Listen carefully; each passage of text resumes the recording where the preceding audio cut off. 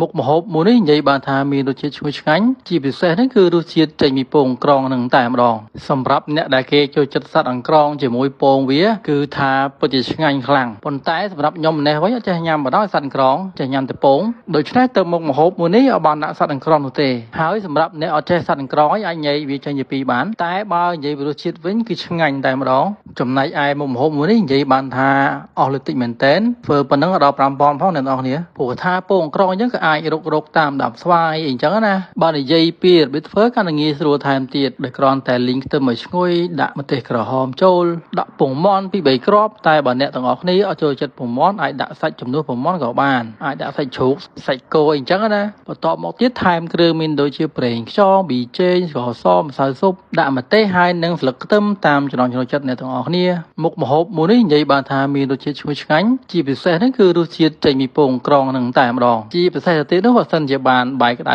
ហុយៗទៅចេញពីឆ្នាំងអីចឹងណាដឹងជាឆ្ងាញ់យ៉ាងណាទេអ្នកទាំងអស់គ្នាបើសិនបងប្អូនទាំងអស់គ្នាចូលចិត្តវីដេអូមួយនេះសូមជួយ like ហើយនិង share ម្នាក់មួយផងបាទដើម្បីទទួលបានវីដេអូធ្វើម្ហូបប្លែកៗថ្មីៗឆ្ងាញ់ៗជាច្រើនទៀត